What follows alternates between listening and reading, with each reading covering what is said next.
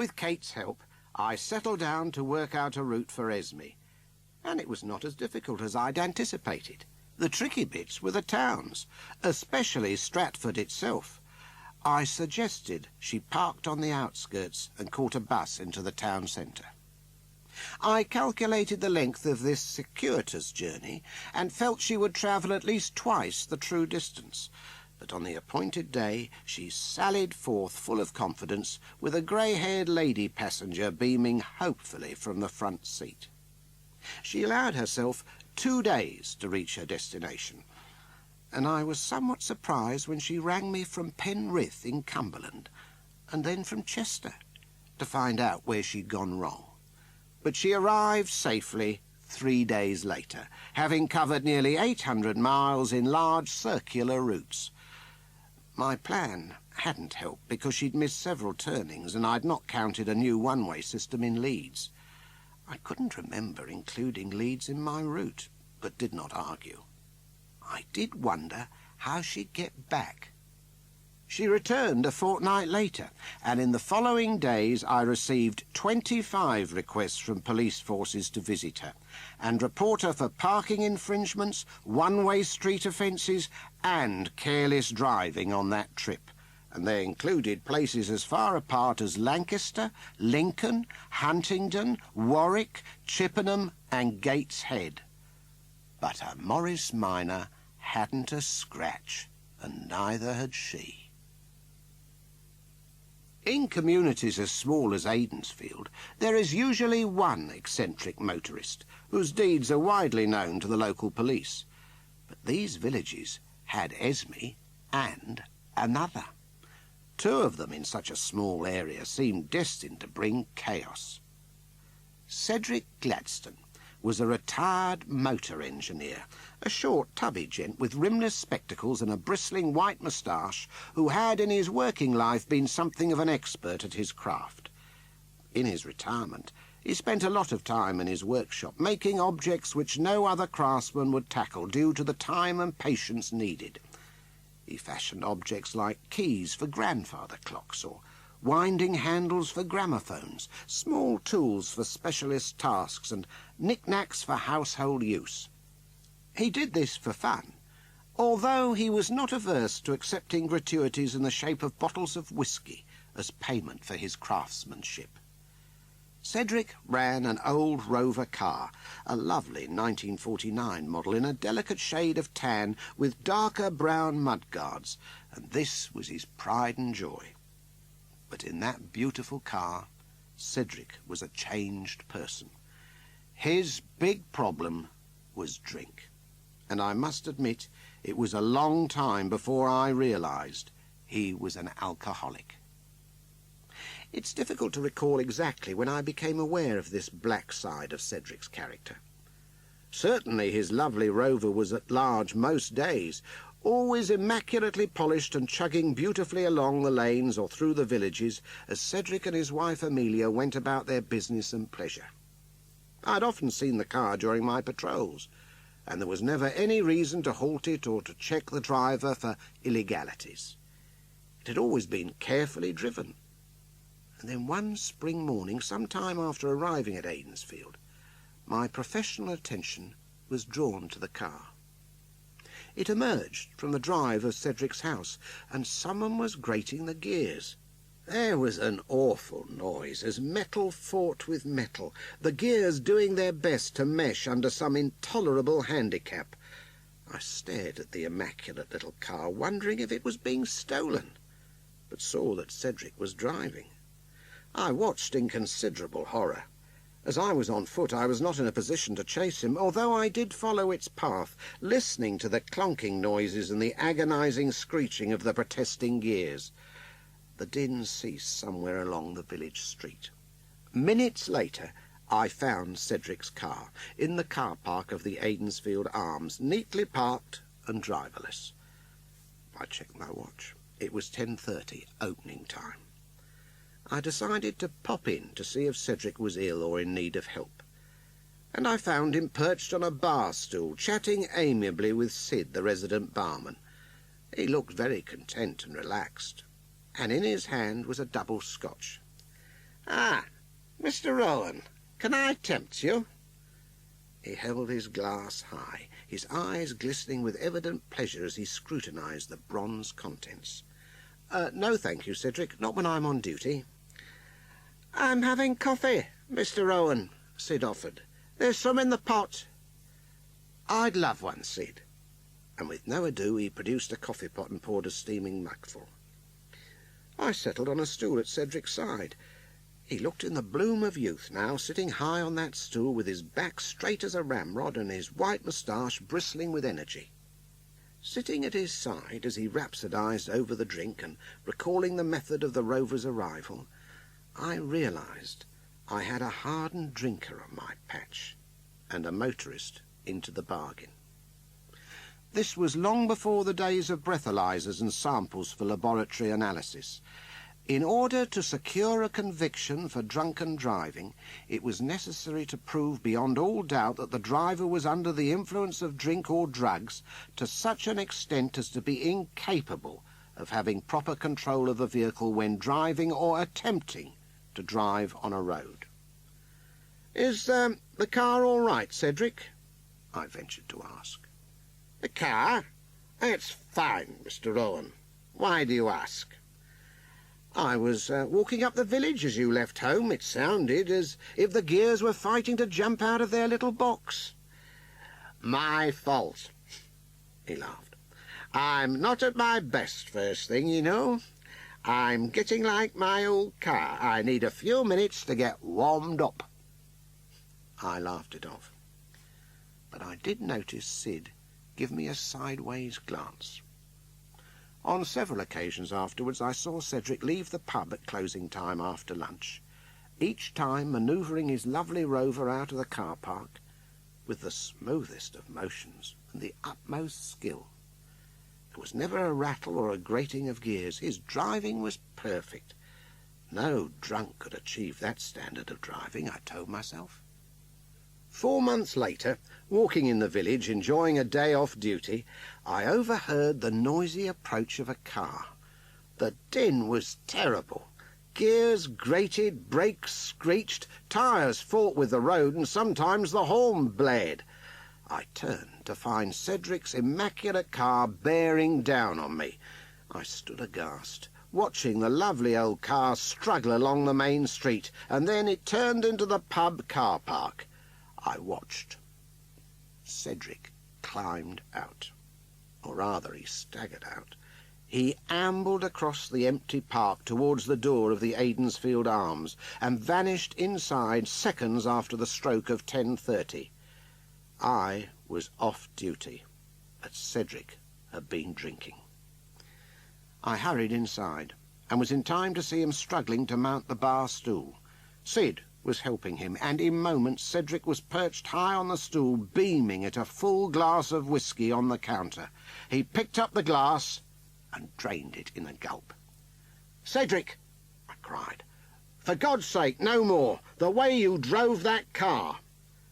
"Ah, Mr. Rowan." He turned to greet me, smiling. "Good to see you. Have a drink. I see you're not on duty." "No, thanks," I declined. "I can't drink that stuff this early. Look, I've just seen you drive in here, Cedric, and you must have been drunk, the way you drove that car." "No."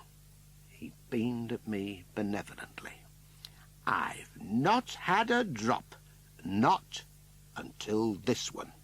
And he lifted his empty glass and handed it to Sid for a refill. Sid poured a generous helping and passed it back to Cedric, who tossed it down his throat with a smile. "Nectar of the gods," he addressed the empty glass. "Water of life, aqua fortis, aqua vitae, eau de vie, whisk of ore, perfume of Arabia. Cedric, you must not drink and drive. It's dangerous." "And illegal," I added. "No one has seen me the worse for drink when I'm driving, and no one ever will, Mr. Rowan, I assure you." But I saw you just now, Cedric, stone cold sober, Mr. Rowan. I was stone cold sober. I've told you before, it takes me a long time to get warmed up on a morning. Sid interrupted. He's right, Mr. Rowan. You'll never see him worse for drink. I left the Aidensfield Arms, and later that day, as I motored through Aidensfield after lunch, I saw the lovely Rover emerge from the car park of the pub. I slowed a little and turned down my window to listen for those awful noises. But it moved beautifully along, with never a murmur and never a fault in its driving technique. Cedric was on his way home. He'd been in the pub since 10:30, and it was now 2:30 with 4 hours of heavy drinking, a distinct possibility. I watched as the exquisite little car motored happily out of sight, and I never saw a hint of illegal motoring. 4 or 5 days later, I called at the Aidensfield Arms on a routine pub visit, dressed in uniform to show the presence of the law. Sid was behind the bar. He smiled as I entered. There's no trouble, Mr. Rowan, not tonight. We're a bit on the quiet side. I told Sid about a thief who was trying to sell cheap cigarettes to pubs and clubs, so I was warning landlords to be careful. Sid listened and told me the fellow had not called here. If he did, he would ring me. As he chatted, he beckoned me to come closer. It's about Cedric, he whispered confidentially. Is he ill? I asked. Alcoholic. He drinks pints of whiskey and often spends all lunchtime in here when his wife is out shopping. I was sure he was drunk the other morning, I said. On the way here? No, Mr. Rowan. He's like that before he gets a drink. Once he gets himself well tanked up, he's normal. With umpteen whiskies inside him, he returns to normality. Without a drink inside him, he's a liability. Are you sure? I'm positive, Mr. Rowan. Ask about the place. Ask his wife. Without his whiskey, he can't do anything properly. He shakes and garbles and is worse than useless. Honest. He rushes up here, downs a few, and within minutes is back to what we'd call normal. That's crazy. How could I explain that in a court of law? How can I tell a court that Cedric's sober state is a damn sight worse than others when drunk, and when he's got a skinful of whiskey he's as normal as the most sober of judges? I shook my head. We all keep out of his way when he drives here. Why doesn't he walk to the pub? He'd never get here, said Sid in all seriousness. But he's got loads of whiskey at home, hasn't he? I've seen them. He collects bottles of all kinds. All locked in cabinets, Mr. Rowan, by his wife. I reckon she keeps him short.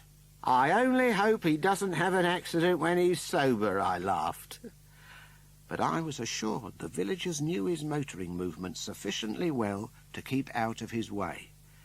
I had my doubts about visitors to the place, or holiday-makers, though. And so I became one of the local people. I accepted Cedric for what he was, based on the strict wording of the Road Traffic Act 1930, Section 15. He was not committing any offence when full of whiskey because the wording said, being under the influence of drink or a drug to such an extent as to be incapable of having proper control of the vehicle. But in his happy state of aqua vitae, Cedric was in perfect control of himself and his car. When sober, he was a terrible liability. I must admit I was concerned about my pair of unusual motorists. Esme went sailing through life in her immaculate Morris, turning left at every junction, while Cedric cruised about with his veins full of aqua vitae. Then the inevitable happened. They were both driving along the same stretch of road at the same time. Cedric's Rover emerged from his gate with Cedric in a stone-cold sober state shortly before his 10:30 trip to the Aidensfield Arms. At that precise moment, Esme was chugging happily along in her little car, intending to visit York and its maze of one-way streets, there to collect a few parking tickets and make many left turns. But as Cedric jerked out of his drive, Esme was horrified to see a pheasant run into the middle of the road ahead of her. Had she been able to make a swift right turn, she would have missed the stupid bird, but Esme could not make a right turn. She therefore attempted to turn left. This put her Morris right across the path of Cedric's Rover as it surged out of the drive. Faced with the oncoming Morris Minor, Cedric did something to the steering wheel which put him through the hedge at the opposite side of the road, while Esme careered straight down his drive and onto his lawn.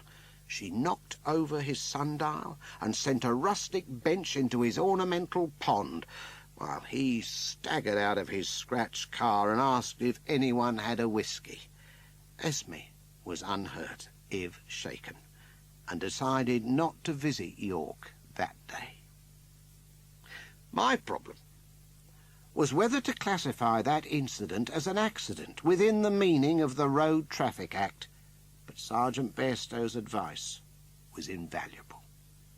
A pheasant is not an animal within the meaning of the Road Traffic Act. Besides, the damage to both cars, slight though it was not caused on a road. The Rover suffered minor scratches by a hedge growing on private property, and the minor's dents were the result of colliding with a sundial in someone's garden. Take no action, Nicholas Olson. We don't want to get involved in that sort of thing, do we? No, Sergeant. I agreed with some relief. One of my greatest delights was to ride the sturdy little Francis Barnet across the wild acres of stirring moorland, which lie to the north of Aidensfield. I have often considered myself fortunate to be paid a salary for touring these moors and valleys, whereas visitors pay substantially to explore them. But if the countryside is replete with attractions, then so are the people who scrape a living from these hills. Sheep farming dominates, but in the lowland districts, the farmers manage to eke out a living through versatility and hard work. Few of them take a holiday or even a day off, because their work and responsibility makes full-time demands upon them and their families. Because their work is their entire life, they are utterly happy and deeply content, a rare thing in any era. On my visits to the more distant areas, I made regular calls at the lonely farms to inspect stock registers or to renew or verify firearms certificates, and it meant I was known to every farmer in the district. Almost without exception, my admission was friendly and courteous. At every place I could expect a cup of tea or coffee with a slice of fruitcake, and in most cases something stronger, if warranted. Many of the farmers expected more from me. They expected me to sit down and eat their huge dinners, called lunch in less civilized areas. These are invariably massive, the logic being that the working man's body is in need of powerful fuel to keep it going correctly. The bigger the man, and the heavier his workload, the more fuel he needs to sustain him during a long working day. As one farmer explained, "Thou needs more petrol for bigger, faster cars than for little cars, and they go better and all. My lads is all like big cars, so I need to feed 'em well." It appeared to be the custom to offer a seat at the table to any stranger who chanced to arrive at the mealtime. Inevitably, there was enough food to cater for an army of unexpected visitors, and it was all good, plain Yorkshire grub. After a few months of patrolling and visiting my friends on the moors, I learnt never to pack myself a meal. I also learnt not to return home for my refreshment breaks. I ate with whomever I called upon, around midday or at any meal time, and it was deemed discourteous to refuse this hospitality. My moorland patrolling became a gastronomic delight. This applied equally to other routine callers, like the postman, the vet, the electricity meter reader, and similar officials. It was during this merry round of Epicurean duty that I became aware of another regular visitor to my farms. Sometimes, The fellow was leaving as I arrived, and we would hold gates open for one another. Sometimes he followed me in, and we would eat at the same table with 8 or 9 farm workers. But no one bothered with introductions. I began to wonder who he was. He appeared to visit the farms with the same frequency as myself, and always availed himself of the mountainous meals. He used a small grey Austin A35 car, immaculately kept in spite of frequent muddy excursions. He was a smart man in his 40s, with neat black hair, who was invariably pleasant and courteous. We passed the time of day many times without progressing beyond that basic formality. Inevitably, we would meet one day with sufficient time for an introductory chat, and this happened one spring morning shortly before 12 noon. I arrived at Howe End Farm after a tortuous ride up a stone-ridden incline to check the particulars of Farmer John Tweddle's firearms certificate, which was due for renewal. As I parked my motorcycle against a pigsty wall, the little grey Austin chugged into the farmyard and came to a halt at my side. The neat man with black hair climbed out, clutching a briefcase in his hand. "Morning," I smiled, removing my crash helmet. "You survived the bumps, then?" He laughed. "Aye," he said. "I've grumbled to old John about his road, but he never does anything about it." "I'm P.C. Rowan," I introduced myself. "I'm the new policeman over at Aidensfield." "Norman Taylor," he said, offering me his hand. "Insurance man." We shook hands warmly. "I've noticed you coming and going and having those massive meals," I laughed. "They're offended if you go away unfed at dinner time. It's as natural to these folk to feed their visitors as it is for, say, a policeman to give advice to a lost motorist." Together, Norman and I walked to the back door, which was standing open, and he entered without knocking. He walked straight to a teapot on the mantelpiece, lifted the lid and took out a £1 note. He made an entry in a book which lay beside the teapot and smiled at me. "Monthly insurance premium," he said. "She always leaves it here." "They're trusting folk," I commented. "They are. They trust those who call as if they were their own family. Mrs. Tweddle's a good pair. She never forgets to leave her £1 for me once a month." "I'm looking for John. His firearm certificate's due for renewal." Norman looked at his watch. It was 12 o'clock, and he said, "He comes in for his dinner at 12:15. Elsie'll be here soon. There'll be potato and onion pie warming in the Arga. Sit down. They'll be in soon, and it'll save you chasing about the place." I settled in one of the Windsor chairs, and he occupied the other. We talked about our respective jobs, and it transpired he lived at Millthorpe, a hamlet on the northern edge of my beat. His agency embraced the whole of the North Yorkshire moors, a huge slice of countryside with scant population, and he told me how he enjoyed every minute of his work. As we talked, a large, rosy-cheeked woman entered the kitchen. "Hello, Elsie," greeted Norman. "Hello, Norman. Nice morning," she smiled happily. "By, I've just been down hedging in our 5 acre. I'm famished. Have you checked the pie?" "No. P.C. Rowan came and we've been talking." "Oh," she said, looking at me. "They'll be after our John." "Firearm certificate," I told her. "It's due for renewal." "He'll be in soon." And she went about her business of examining the pie and the Arga. A delicious smell wafted into the kitchen as she opened the door and examined her handiwork. She placed it on the Arga to keep warm and laid the table. There was a good deal of pleasant small talk between herself and the insurance man, and then Big John entered. He saw me and Norman, nodded briefly, and went to the sink.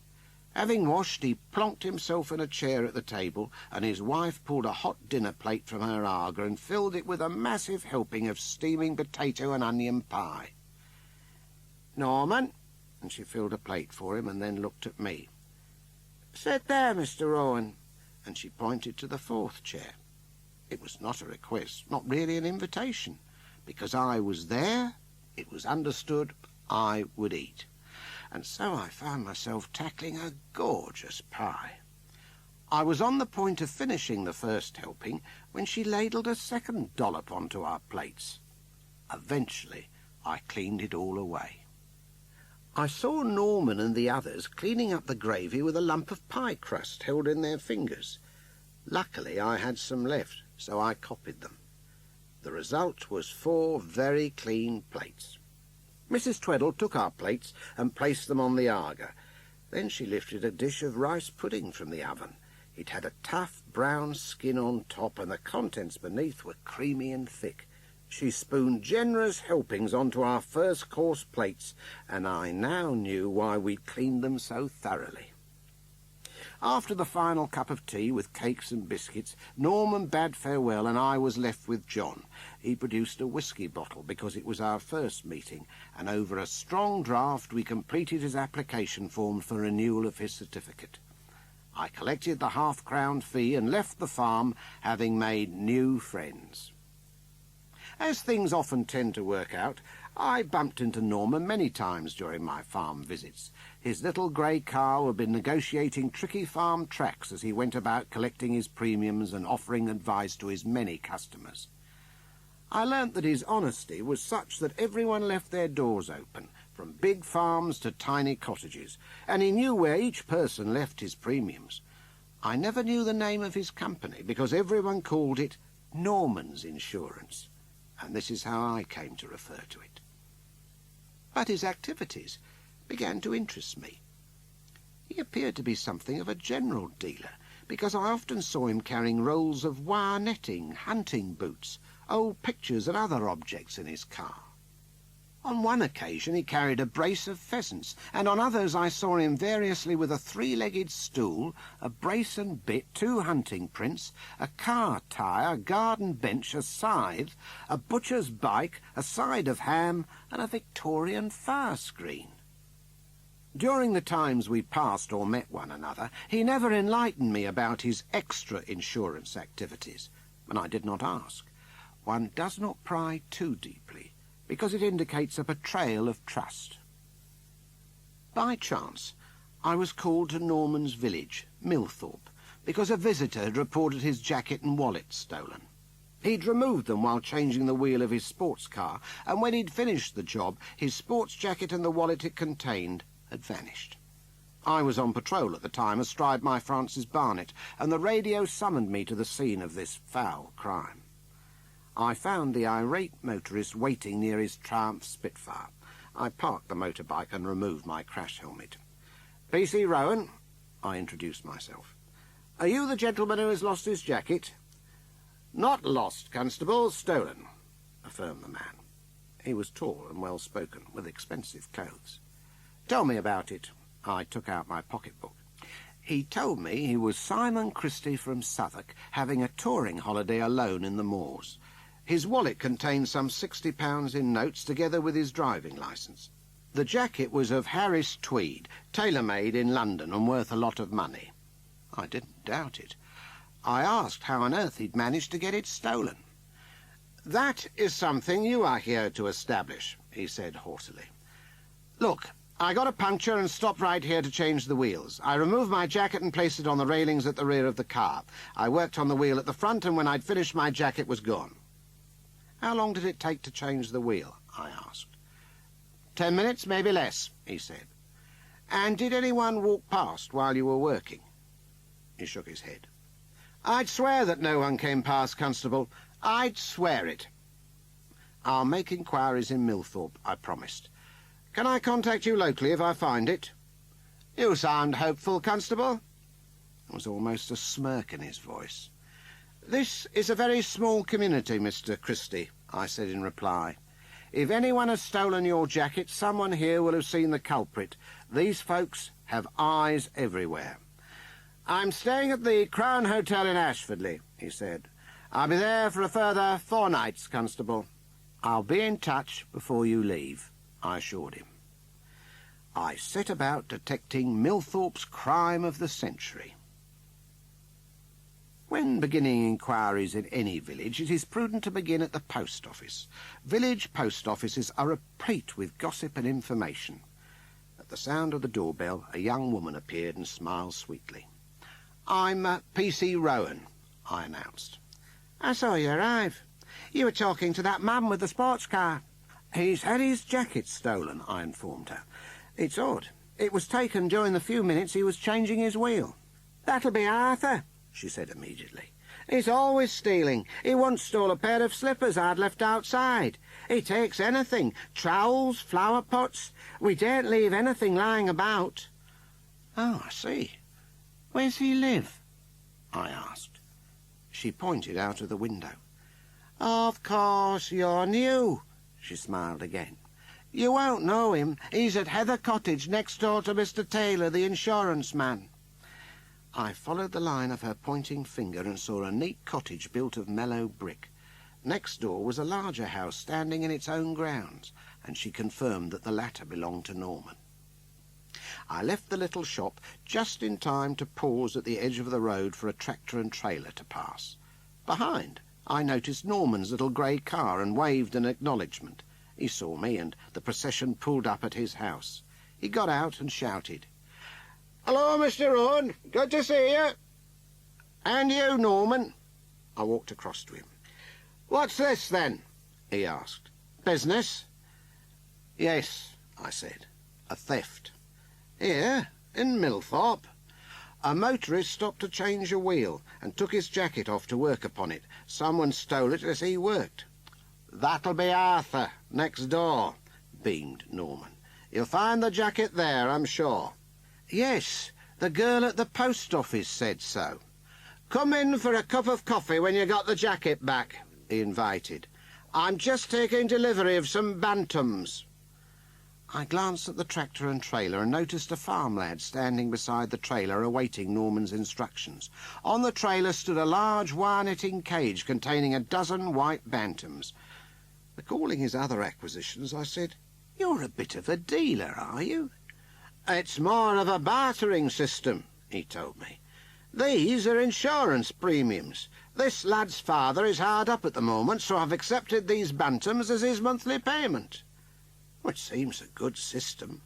"I've got all sorts. Look, you go and find Arthur and then come in. By then we'll have this crate of bantams off and my good lady will brew us a cuppa. I'll show you around my garden and you can see some of my better insurance premiums." I chuckled at the notion and opened the gate of Heather House. At the sound of the sneck, an aged black and white cur dog ambled from the rear of the cottage and wagged his tail in greeting. I patted him and approached the front door. The dog was following closely with his old grey muzzle nudging my legs. I knocked, and a grey-haired man with a big moustache opened the door. "Yes?" he demanded.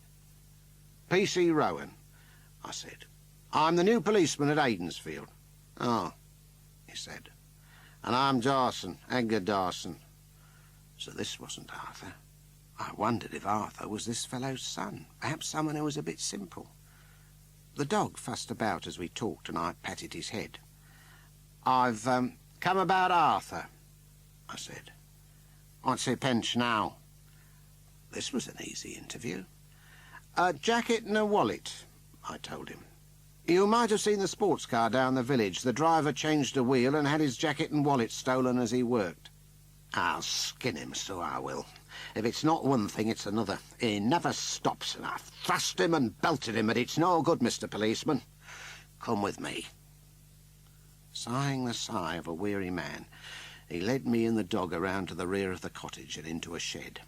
The shed door stood wide open, and he beckoned me to follow inside.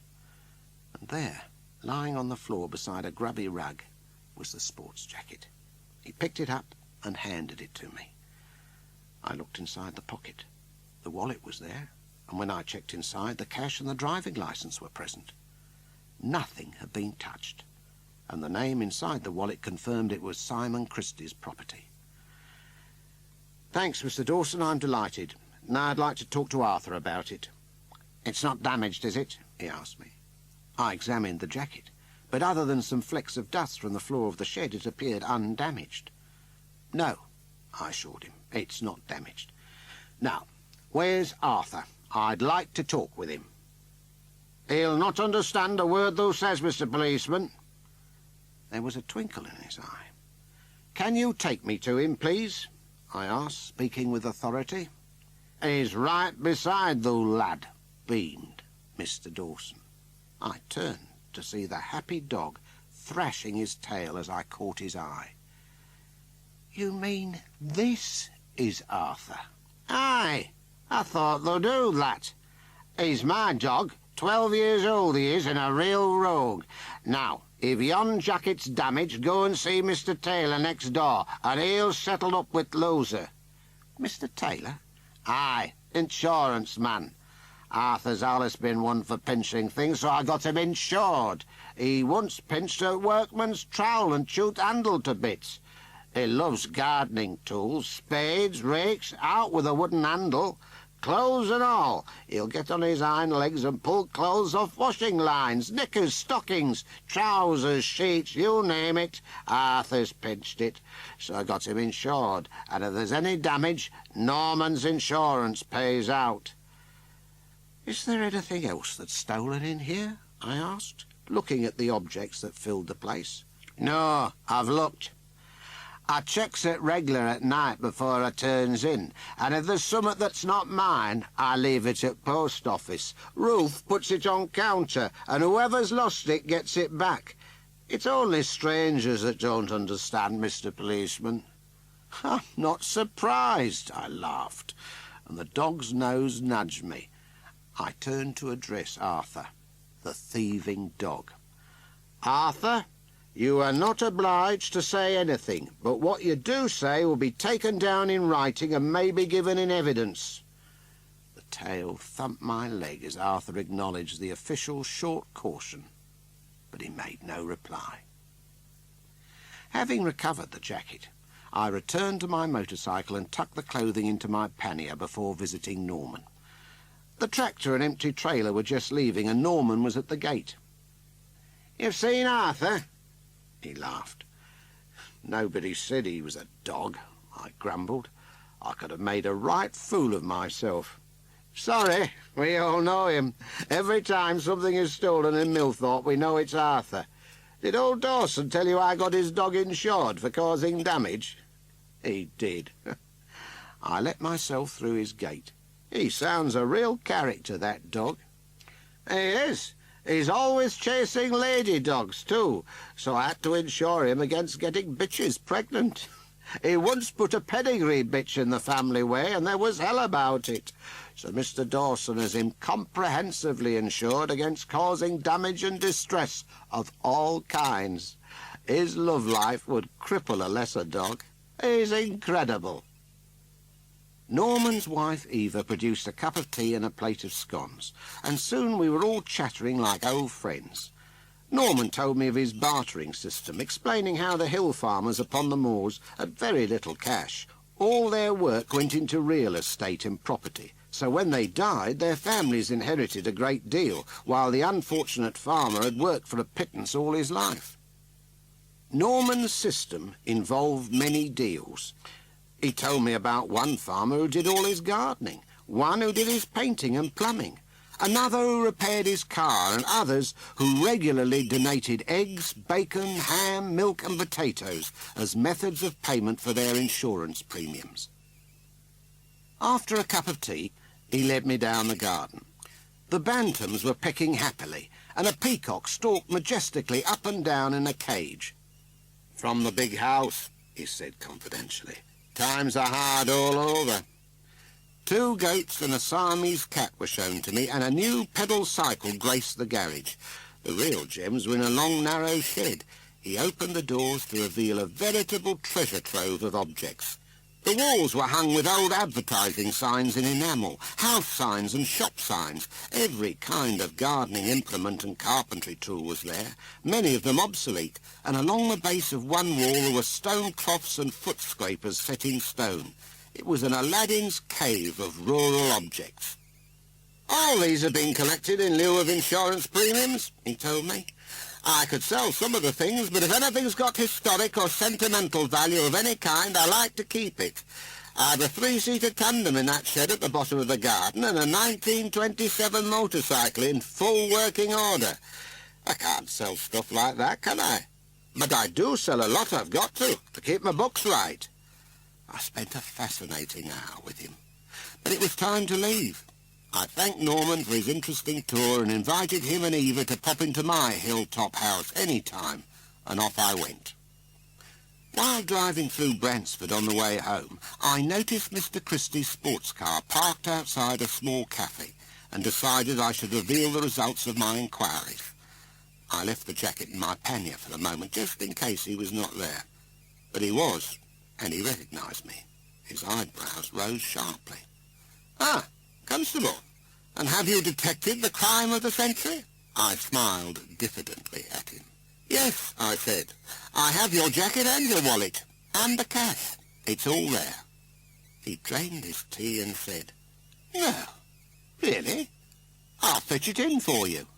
"No, I'm leaving. I've paid, by the way." And he followed me outside, where I lifted out his precious belongings. He identified them as his property and checked the contents of his wallet at my request. Nothing was missing. "Constable, this is marvellous. You've traced the thief too, I take it?" "Yes, and I've cautioned him about his future conduct." I smiled. "You'll be proceeding to court, though?" "Not on this occasion," I told him. "The matter has been dealt with and my inquiries are over." "But, Constable, I'm a solicitor, and I know it is an offence to conceal a felony." "There was no felony, Mr. Christie," I interrupted him. "There was a theft. It was no felony," I continued. "Who took my jacket? Are you covering up for a local thief or something?" "His name is Arthur," I said, "and he is a 12-year-old dog." Christie paused, as if not believing my words. "A dog?" he grinned. "A dog." I told him about the insurance scheme which catered for Arthur's incurable kleptomania. He laughed loudly in the middle of the street and slung his jacket over his shoulders. "Well done, Constable, well done. Yes, I like it. A nice one. A dog, eh? Called Arthur?" "Yes, Mr. Christie." "Wait until I tell them in London about this," he chuckled, and off he strode towards his waiting car.